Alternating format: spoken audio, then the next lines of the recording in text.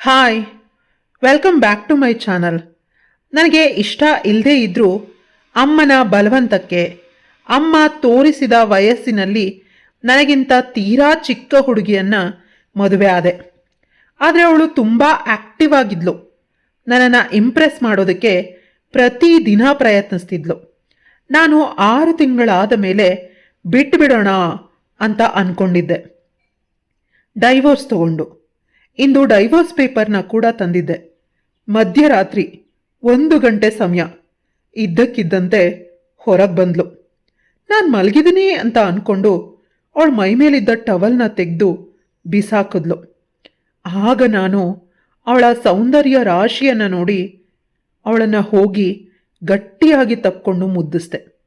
ಆ ರಾತ್ರಿ ನಾವಿಬ್ಬರು ಸಂಪೂರ್ಣವಾಗಿ ಹೊಂದಾದ್ವಿ. ಅವಳ ದೇಹದ ರಸವನ್ನೆಲ್ಲ ಕುಡಿದು ಆನಂದಿಸಿದೆ.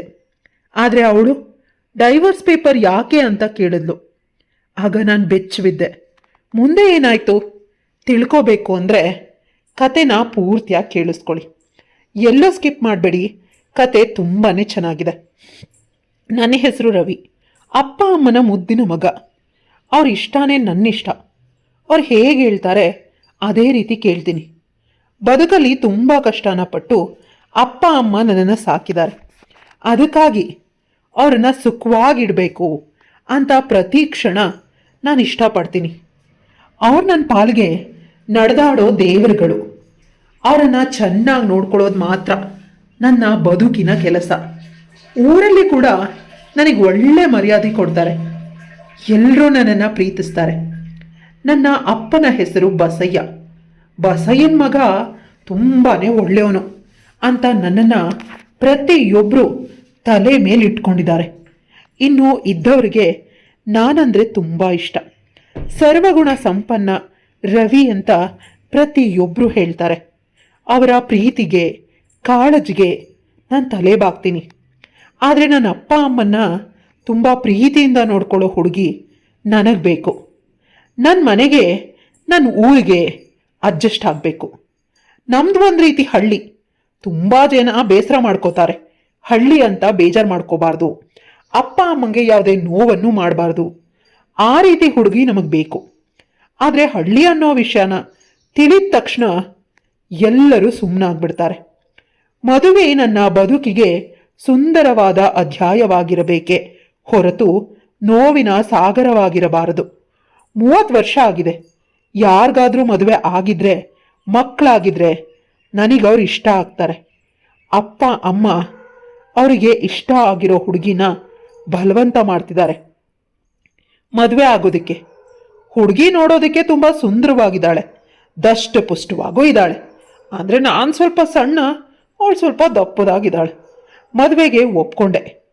ಹೆಣ್ಣು ನೋಡೋ ಶಾಸ್ತ್ರದಲ್ಲಿ ಅಲ್ಲಿ ನೋಡಿದಾಗ ಹುಡುಗಿ ತುಂಬ ಸಣ್ಣ ಇದ್ದಾಳೆ, ಆ ಫೋಟೋ ತುಂಬ ಹಳೆಯದು ಅಂತ ಅನ್ನಿಸ್ತು. ನನಗೆ 30 ವರ್ಷ ಆದರೆ ಅವಳಿಗೆ ಕೇವಲ 16 ವರ್ಷ ವಯಸ್ಸು. ಅರ್ಧ ವಯಸ್ಸು ಆಚೆ ಈಚೆ ಅವಳ ಪ್ರಪಂಚ ನನ್ನ ಪ್ರಪಂಚನೇ ಬೇರೆ. ನನಗೆ ಅರ್ಥ ಆಗೋದು ಅವಳಿಗೆ ಅರ್ಥ ಆಗೋದಿಲ್ಲ. ನಾನು ಅಪ್ಪ ಅಮ್ಮನಿಗೆ ಬೇಡ ಅಂತ ಹೇಳಿದ್ರು ಅವ್ರು ಕೇಳದೆ ಒಪ್ಪಂದ ಮಾಡೇ ಬಿಟ್ರು. ಮದುವೆನ ಕೂಡ ಬಹಳ ಬೇಗನೆ ಮಾಡಿದ್ರು. ನಿಧಾನ ಮಾಡಿದ್ರೆ ಈ ಹುಡುಗಿನ ಕೂಡ ಮದುವೆ ಆಗೋದಿಲ್ಲ ಅಂತ ಊರಿನ ಜನರೆಲ್ಲ ಬಾಯಿಗೆ ಬಂದಂತೆ ಮಾತಾಡ್ತಿದ್ರು. ಹುಡುಗರಿಗೆ ತುಂಬ ವಯಸ್ಸಾಗಿದೆ, ಹೇಗೆ ಬದುಕು ಸಾಗಿಸ್ತಾರೆ ಅಂತ. ಇಬ್ಬರ ಪ್ರಪಂಚ ಬೇರೆ ಬೇರೆ ರೀತಿ ಇರುತ್ತೆ.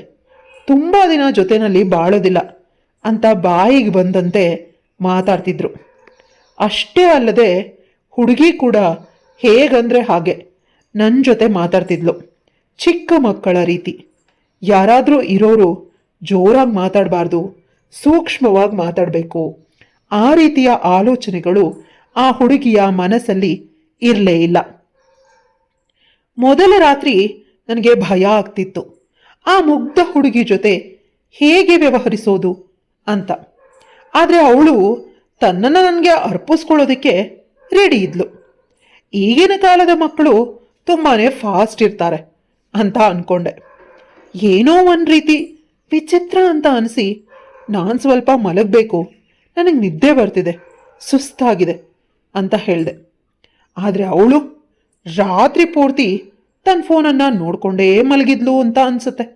ಯಾವುದೇ ರೀತಿ ಬೇಸರ ಇಲ್ಲ ಅವಳಿಗೆ. ಬೆಳಗ್ಗೆ ಎದ್ದು ಸುಂದರವಾಗಿ ರೆಡಿಯಾದ್ಲು, ಗೊಂಬೆಯಂತೆ.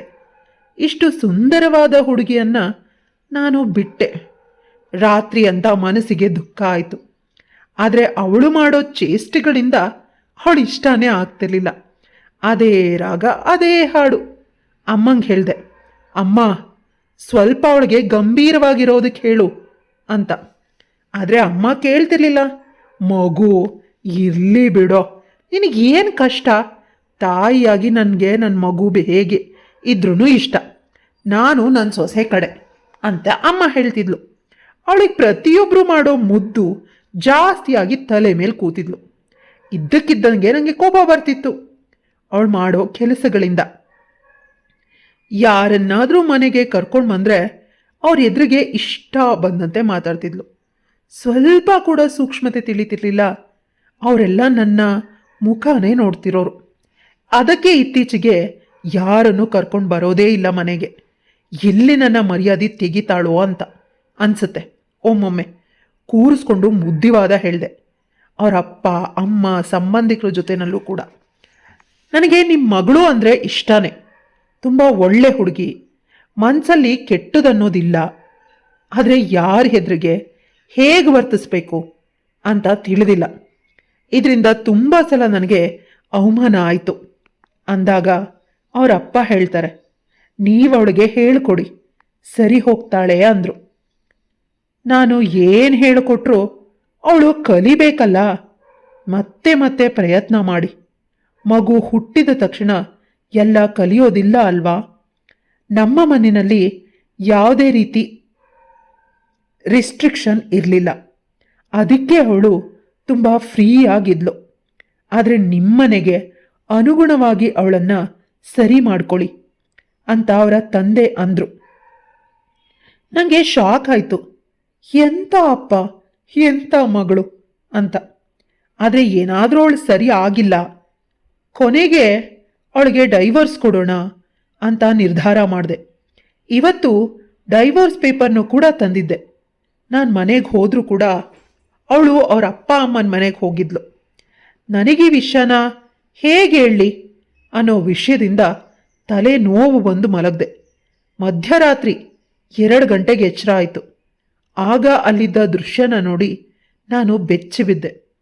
ನನ್ನ ಕೈ ಕಾಲು ದೇಹ ರೋಮಾಂಚನ ಆಯಿತು. ಇಷ್ಟೊಂದು ಸುಂದರವಾದ ಕ್ಷಣವನ್ನು ನಾನು ಜೀವನದಲ್ಲೇ ನೋಡಿರಲಿಲ್ಲ. ನನ್ನ ಹೆಂಡತಿ ಇಷ್ಟೊಂದು ಸುಂದರವಾಗಿದ್ದಾಳೆ ಅಂತ ನಂಗೆ ತಿಳಿದೇ ಇರಲಿಲ್ಲ. ನಾನು ದುಡುಕ್ಬಿಡ್ತಾ ಇದ್ದೆ. ಅಯ್ಯೋ ಅಂತ ಅನ್ನಿಸ್ತು. ನಾನು ಮಲಗಿದ್ದೀನಿ ಅಂತ ಅಂದ್ಕೊಂಡು ನನ್ನ ಹೆಂಡತಿ ಸ್ನಾನಕ್ಕೆ ಹೋಗಿದ್ದಾಳೆ. ಸ್ನಾನದಿಂದ ಬಂದವಳು ತಾನು ತನ್ನ ಮೈ ಮೇಲೆ ಸುತ್ತಕೊಂಡಿದ್ದ ಟವಲ್ನ ತೆಗೆದು ಅಲ್ಲೇ ಇದ್ದ ಹಾಸಿಗೆ ಮೇಲೆ ಹಾಕಿದ್ಲು. ಅವಳು ನಾನು ಮಲಗಿದ್ದೀನಿ, ಮಧ್ಯರಾತ್ರಿ ಆಗಿದೆ ಅನ್ನೋದು ಅವಳ ಭಾವನೆ. ನನ್ನ ದೃಷ್ಟ ಚೆನ್ನಾಗಿದ್ದು ಎಚ್ಚರ ಆಯಿತು. ಅವಳು ಬಂದ ತಕ್ಷಣ ಅವಳು ಹಾಕಿದ ಪರ್ಫ್ಯೂಮ್ ವಾಸನೆಯಿಂದ ನಂಗೆ ಎಚ್ಚರ ಆಗುತ್ತೆ. ತುಂಬ ಮಧುರವಾಗಿರುತ್ತೆ. ಅವಳು ಯಾವಾಗಲೂ ತುಂಬ ಸುಂದರವಾಗಿ ರೆಡಿ ಆಗ್ತಾಳೆ. ಮಲಗಿದ್ದವನು ಅವಳ ದೇಹ ಸಿರಿಯನ್ನು ನೋಡಿ ನನಗೇ ತಿಳಿಯದಂತೆ ಎದ್ಬಿಟ್ಟೆ. ಆಗ ಶಾಕ್ ಆಗಿ ತನ್ನ ಎದೆಗಳನ್ನು 2 ಕೈಗಳಿಂದ ಮುಚ್ಕೊಂಡ್ಳು. ಆದರೆ ಅವಳಿಗೆ ನನ್ನನ್ನು ನೋಡಿ ನಾಚಿಕೆ ಆಯಿತು. ನನ್ನಲ್ಲಿದ್ದ ನಾಚಿಕೆ ಸಂಪೂರ್ಣವಾಗಿ ಮೂಲೆ ಗುಂಪಾಯಿತು. ನನಗವಳ ದೇಹ ಸಿರಿ ಜೊತೆಗೆ ಅವಳ ಮನಸ್ಸು ಕೂಡ ಬೇಕಿತ್ತು. ಅವಳನ್ನು ಗಟ್ಟಿಯಾಗಿ ತಪ್ಪಿಕೊಂಡು ಅವಳ ಕೈಗಳನ್ನು ಬಿಡಿಸ್ದೆ. ಅವಳ ತುಟಿಗಳಿಗೆ ನಿರಂತರವಾಗಿ ಮುತ್ತುಗಳನ್ನು ಕೊಟ್ಟೆ.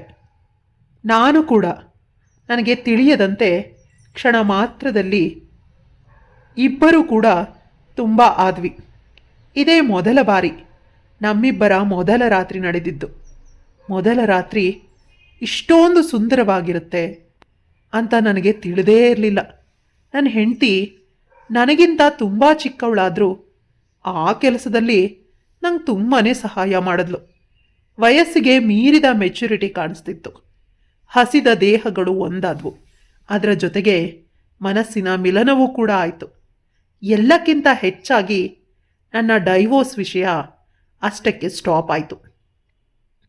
ಯಾಕಂದರೆ ಇಷ್ಟೊಂದು ಸುಂದರಿಗೆ ಡೈವೋರ್ಸ್ ಕೊಟ್ಟರೆ ನನ್ನಂಥ ದಡ್ಡ ಯಾರೂ ಇಲ್ಲ ಪ್ರಪಂಚದಲ್ಲಿ, ಇವಳಷ್ಟು ಸುಂದರಿ ಯಾರೂ ಇಲ್ಲ ಅಂತ ಆ ಕ್ಷಣಕ್ಕೆ ನಂಗೆ ಅನ್ನಿಸ್ತು. ರಾತ್ರಿ ಪೂರ್ತಿ ನಾವಿಬ್ಬರು ಒಬ್ರನ್ನೊಬ್ಬರು ಗಟ್ಟಿಯಾಗಿ ತಪ್ಕೊಂಡ್ವಿ. ಇಬ್ಬರ ಉಸಿರು ಇನ್ನೊಬ್ಬರ ಮೂಗಿಗೆ ಬಾಯಿಗೆ ಬಡಿತಾ ಇತ್ತು. ಅಷ್ಟೊಂದು ಯಾವುದೇ ಮನಸ್ತಾಪಗಳು ಬಂದರೂ, ಯಾವುದೇ ಸಮಸ್ಯೆಗಳು ಆದರೂ ನಮ್ಮಿಬ್ಬರನ್ನ ದೂರ ಮಾಡೋದಕ್ಕೆ ಸಾಧ್ಯನೇ ಇಲ್ಲ. ಒಂದು ರಾತ್ರಿಗೆ ಅಷ್ಟೊಂದು ಒಂದಾಗಿದ್ವಿ. ನಾನು ಅವಳ ತುಟಿಗಳನ್ನು ಕಚ್ಚಿ ಹೇಳಿದೆ, ನೀನು ನನ್ನ ಎಷ್ಟು ಪ್ರೀತಿ ಮಾಡ್ತೀಯಾ ಅಂತ. ಅವಳು ತುಂಬ ತುಂಬ ಅಂದ್ಲು. ನೀನು ಅಂತ ಕೇಳಿದ್ಲು. ನೀನೆಷ್ಟು ಪ್ರೀತಿಸ್ತೀಯೋ ಅದಕ್ಕಿಂತ 10 ಪಟ್ಟು ಅಂತ ಹೇಳಿದೆ. ಸುಳ್ಳು. ಹಾಗಿದ್ರೆ ಇಷ್ಟು ದಿನ ನನ್ನನ್ನು ದೂರ ಹೇಗಿಟ್ಟಿದ್ದು? ಪ್ರತಿ ಚಿಕ್ಕ ಚಿಕ್ಕ ವಿಷಯಗಳಿಗೆ ಜಗಳ ಮಾಡ್ತಿದ್ದೆ ಅಂತ ಹೇಳಿದಾಗ ನನಗದು ನಿಜ ಅಂತ ಅನ್ನಿಸ್ತು. ಇನ್ನೆಂದೂ ಕೂಡ ನೀನು ಮಾಡುವ ತಪ್ಪಿಗೆ ನಾನು ಬೈಯೋದಿಲ್ಲ. ನಿನ್ನನ್ನು ಪ್ರೀತಿಯಿಂದ ನೋಡ್ಕೋತೀನಿ. ನಾನು ಮಾಡಿದ ತಪ್ಪನ್ನು ಕ್ಷಮಿಸು ಅಂತ ಕೇಳಿದೆ. ಪ್ರತಿಯೊಬ್ಬರು ಹೇಳ್ತಾರೆ, ಅಲ್ಲ ಗಂಡ ಹೆಂಡತಿ ಜಗಳ ಉಂಡು ಮಲಗುವವರೆಗೆ ಅಂತ. ಆ ರೀತಿ ನಮ್ಮಿಬ್ಬರ ಸಂಬಂಧ ಇಂದು ನಡೆದಿತ್ತು. ನಾನು ಸಂಪೂರ್ಣವಾಗಿ ಅವಳಿಗೆ ಶರಣಾಗಿದ್ದೆ. ಈ ರಾತ್ರಿ ಇದೇ ರೀತಿ ಶಾಶ್ವತವಾಗಿರಲಿ ಅಂತ ಅನ್ನಿಸ್ತು. ಬೆಳಗ್ಗೆ ಇಷ್ಟ ಇಲ್ಲ ಅವಳನ್ನು ಬಿಟ್ಟು ಹೇಳೋದಕ್ಕೆ, ಆದರೆ ಜೀವನ ನಡಿಬೇಕಲ್ಲ. ಎದ್ದು ನನ್ನ ಕೆಲಸಕ್ಕೆ ಹೋದೆ. ಸುಮ್ಮನೆ ನಗ್ತಿದ್ದೆ ಅವಳನ್ನು ನೆನೆಸ್ಕೊಂಡು. ಆಗ ನನ್ನ ಜೊತೆ ಕೆಲಸ ಮಾಡ್ತಿದ್ದವರೆಲ್ಲ ನನ್ನನ್ನು ಅಣಕಿಸೋದಕ್ಕೆ ಶುರು ಮಾಡಿದ್ರು. ನಂಗೆ ಮುಜುಗರ ಆಗಿ ಮನೆಗೆ ಬಂದುಬಿಟ್ಟೆ.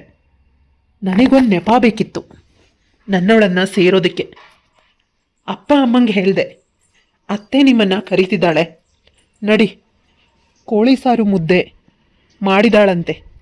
ಹೌದಾ ಅಂತ ಇಬ್ಬರು ಖುಷಿಯಿಂದ ಹೋದರು. ಆಗ ನನ್ನವಳು, ನೀವು ಹೇಳಿದ್ದು ಸುಳ್ಳು ಅಲ್ವಾ ಅಂತ ಕೋಪ ಮಾಡಿಕೊಂಡ್ಳು. ಹೌದು, ನಿನ್ನ ಜೊತೆ ಸಮಯ ಕಳೆಯೋದಕ್ಕೆ ಅವಳ ಸೊಂಟನ 2 ಕೈಗಳಿಂದ ಬಳಸಿ ಹಿಡ್ಕೊಂಡು ತುಟಿಗಳಿಗೆ ಮುತ್ಕೊಟ್ಟೆ. ಅವಳ ನನ್ನ ದೂರ ತಳ್ಳಿದ್ಲು. ಮೋಸ್ಕಾರ ನೀವು, ನಂಗೆ ಡೈವೋರ್ಸ್ ಕೊಡೋದಕ್ಕೆ ಎಲ್ಲನೂ ರೆಡಿ ಮಾಡಿಸ್ಕೊಂಡು ತಂದಿದ್ದೀರಾ. ಮತ್ತು ರಾತ್ರಿ ಯಾಕೆ ಕಳೆದಿದ್ದು ಅಷ್ಟೊಂದು ಮಧುರವಾಗಿ? ಇಷ್ಟು ದಿನ ಹೇಗಿದ್ವೋ ಅದೇ ರೀತಿ ಇದ್ಬಿಟ್ಟಿದ್ದಿದ್ರೆ ಸಮಸ್ಯೆ ಏನಾಗ್ತಿತ್ತು ಅಲ್ವಾ ಅಂತ ಕೇಳಿದ್ಲು. ಆಗ ಆ ಸಮಸ್ಯೆ ಏನೂ ಇಲ್ಲ. ನೀನು ಅಂದರೆ ನಂಗೆ ತುಂಬ ಇಷ್ಟ. ಆದರೆ ನೀನು ಮಕ್ಕಳ ಥರ ಆಡ್ತಿದ್ದೆ. ನಿನ್ನ ಪ್ರಪಂಚ ನನ್ನ ಪ್ರಪಂಚ ಬೇರೆ ಬೇರೆ. ಯಾಕಂದರೆ ಇಬ್ಬರ ವಯಸ್ಸಿನ ಅಂತರ ತುಂಬ ಇರೋದ್ರಿಂದ ಹೊಂದಾಣಿಕೆ ಕಷ್ಟ ಅಂತ ಅನಿಸಿದ್ದು ನಿಜ. ಆದರೆ ನಿನ್ನೆ ನಿನ್ನ ಜೊತೆ ಸೇರಿದ್ದು ಮಾತ್ರ ಸತ್ಯ. ನೀನು ನನ್ನ ದೇವತೆ, ನನ್ನ ಪ್ರಾಣ ಸಖಿ. ನಿನ್ನ ಜೀವನ ಚೆನ್ನಾಗಿರಲಿ, ನೀನಿನ್ನೂ ಚಿಕ್ಕವಳು ಅಂತ ಡೈವರ್ಸ್ ಕೊಡೋದಕ್ಕೆ ಯೋಚಿಸಿದ್ದೆ. ನಾನು ಪ್ರತಿ ವಿಷಯನ ಅತಿಯಾಗಿ ಯೋಚಿಸ್ತೀನಿ. ಅದರಿಂದ ನಿಂಗೆ ಕಷ್ಟ ಆಗಬಾರ್ದು ಅನ್ನೋದು ನನ್ನ ಉದ್ದೇಶ ಕೂಡ ಆಗಿತ್ತು. ಆಗ ನಾನು ನಿನ್ನನ್ನು ನಂಬೋದಿಲ್ಲ ಅಂತ ಪದೇ ಪದೇ ಹೇಳಿದ್ಲು. ನಂಬೋದಕ್ಕೆ ಏನು ಮಾಡಬೇಕು ಅಂತ ಕೇಳಿದೆ. ಒಂದು ಕಂಡೀಷನ್ ಇದೆ, ಅದಕ್ಕೆ ಒಪ್ಕೊಂಡ್ರೆ ಮಾತ್ರ ಅಂತ ಹೇಳಿದ್ಲು. ನೀನು ಏನು ಹೇಳಿದ್ರೂ ಒಪ್ಕೋತೀನಿ ಅಂತ ಹೇಳಿದೆ. ಮೊದಲ ರಾತ್ರಿ ಮಾತ್ರ ಅಲ್ಲ, ಪ್ರತಿ ರಾತ್ರಿ ಕೂಡ ನನ್ನ ಜೊತೆ ನಿನ್ನೆ ರಾತ್ರಿ ಕಳೆದ ರೀತಿನೇ ಕಳಿಬೇಕು. ಅದ್ರ ಜೊತೆಗೆ ನಾನು ಮಾಡೋ ಸಣ್ಣ ಪುಟ್ಟ ತಪ್ಪುಗಳನ್ನು ದೊಡ್ಡದು ಮಾಡಬಾರ್ದು. ನಾನು ಹೇಗೆ ಹೇಳಿದ್ರೆ ಹಾಗೆ ಕೇಳಬೇಕು. 1 ದಿನ 2 ದಿನ ಮಾತ್ರ ಅಲ್ಲ, ಜೀವನ ಪರ್ಯಂತ ಅಂತ ಹೇಳಿದ್ಲು. ನಾನು ಸ್ವಲ್ಪ ಹೊತ್ತು ಆಗೋದಿಲ್ಲ ಅಂತ ಹೇಳಿದೆ. ಅವಳು ಕೋಪ ಮಾಡಿಕೊಂಡು ಅಲ್ಲೇ ಇದ್ದ ಸೋಫಾ ಮೇಲೆ ಕೂತ್ಲು. ಆಗ ಅವಳ ಹತ್ರ ಮಂಡಿಯೂರು ಕೂತು, ಐ ಲವ್ ಯು, ಜೀವನ ಪರ್ಯಂತ ನಿನ್ನನ್ನು ಪ್ರೀತಿಸ್ತೀನಿ. ನೀನು ಹೇಳೋದನ್ನು ನಾನು ತಲೆ ಮೇಲೆ ಇಟ್ಕೊಂಡು ಪಾಲಿಸ್ತೀನಿ. ನಿನ್ನನ್ನು ಪ್ರೀತಿಸೋ, ಆ ಪ್ರೀತಿನ ತೋರಿಸೋ ಅವಕಾಶ ಮಾಡಿಕೊಡು ಪ್ಲೀಸ್, ನನ್ನನ್ನು ಪ್ರೀತಿಸು ಅಂತ ಹೇಳಿದೆ. ಅವಳು ನಗ್ತಾ ಅವಳ ತುಟಿಗಳನ್ನು ನನ್ನ ತುಟಿಗಿಟ್ಟು ಮುತ್ತು ಕೊಟ್ಟು ಒಪ್ಪಿಗೆ ಸೂಚಿಸಿದ್ಲು. ಕತೆ ಇಲ್ಲಿಗೆ ಮುಗಿಯುತ್ತೆ. ಕತೆ ಇಷ್ಟ ಆಗಿದ್ರೆ ಲೈಕ್, ಶೇರ್, ಕಮೆಂಟ್ ಮಾಡೋದನ್ನು ಮರಿಬೇಡಿ. ಇಂತಹ ಇನ್ನಷ್ಟು ಇಂಟ್ರೆಸ್ಟಿಂಗ್ ಕತೆಗಳಿಗಾಗಿ ನನ್ನ ಚಾನಲ್ನ ಸಬ್ಸ್ಕ್ರೈಬ್ ಮಾಡ್ಕೊಳ್ಳಿ.